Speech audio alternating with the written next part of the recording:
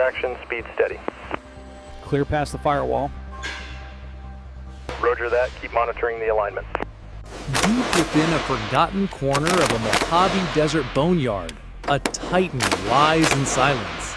This is the F-4 Phantom II, the world's leading distributor of MiG parts. But today, it doesn't look like a legend.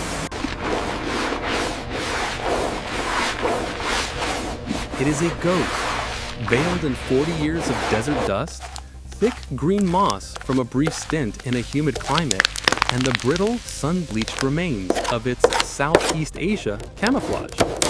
The ASMR begins here. Hear the dry, rhythmic crunch of boots on gravel as we approach. A gloved hand reaches out, brushing against the fuselage. Instead of smooth metal, there is the gritty rasp of oxidized aluminum and the flaking hiss of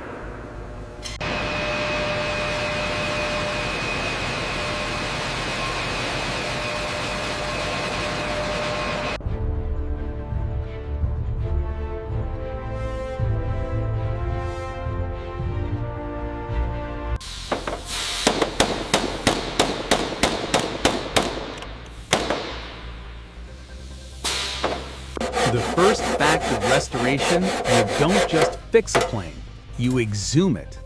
We document every dent, every removed before flight tag that has turned to gray ash, and every bird's nest tucked inside the deadly J-79 intakes. Restoration is a paradox. You must destroy before you can create. We begin the disassembly phase. The screech of rusted bolts resisting a pneumatic wrench is the soundtrack of the first week. Did you know the F-4 is held together by over 30,000 rivets and several miles of wiring? We are removing the massive J-79 turbojet engines. The sound of heavy steel as the engines slide out on their rails, the hollow sound of the empty airframe echoes through the hangar. We aren't just cleaning. We are performing an autopsy to find the cancer, the hidden corrosion that eats a jet from the inside out.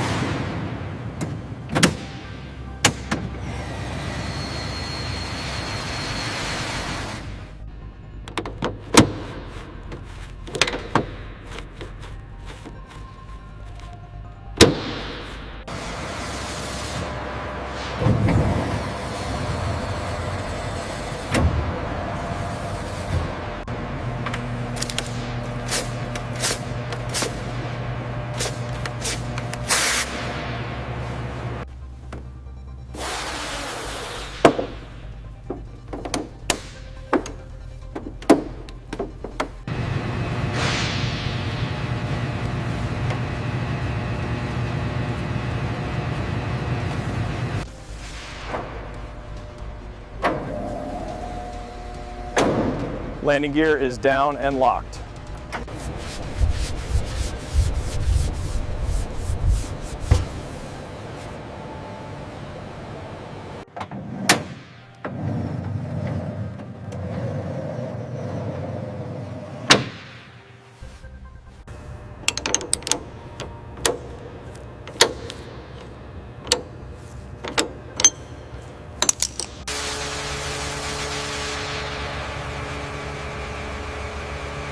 Now, the hangar becomes a symphony of high-frequency textures. We use chemical stripping. Listen to the fizzing and bubbling as the paint stripper eats through layers of history.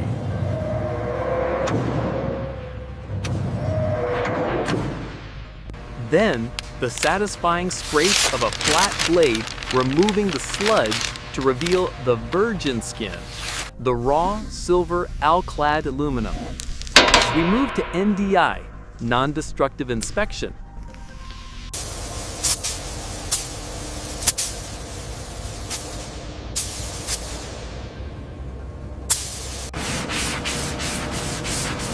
We use ultrasonic waves and UV dyes to find cracks invisible to the human eye. In the silence of the hangar, the rhythmic thumping of a rivet gun begins. Ta-ta-ta-ta-ta, as we patch the airframe with fresh aerospace-grade alloy. This is where the Phantom regains its strength. We aren't just making it look new, we are making it airworthy, a status that requires perfection down to 1,000th of an inch. A jet is nothing without its nerves.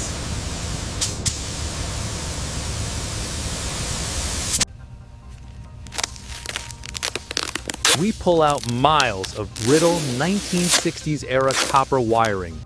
The shuffling sound of new Teflon-coated looms being threaded through the dark hellholes of the fuselage.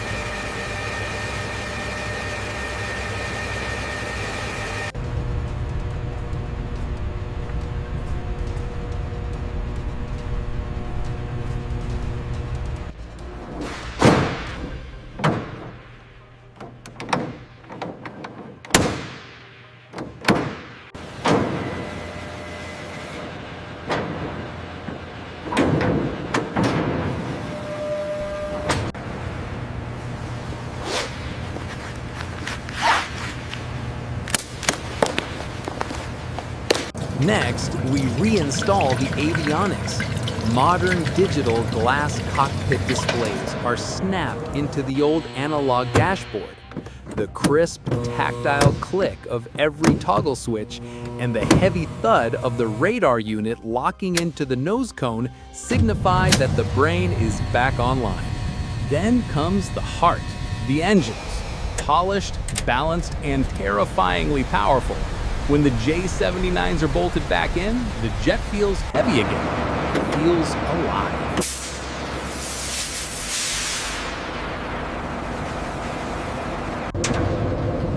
The painting. First, the hiss of the green epoxy primer, turning the silver ghost into a matte emerald. Then, the tactical gray top coat. The spray gun moves in hypnotic, overlapping sweeps. When we peel the yellow masking tape off the glass canopy, the slow, sticky rip, it reveals a cockpit so clear, it looks like liquid. Finally, the ground drop. The hangar doors slide open with a low rumble, letting in the California sun. The pilot flips the battery master. A high-pitched electrical whine begins, followed by the deep guttural howl of the starter cart. The engine catches. A roar that vibrates your very bones. The F-4 Phantom II isn't a Rongsokan anymore. It is a 20-ton Predator, gleaming in the sun, ready to reclaim the sky.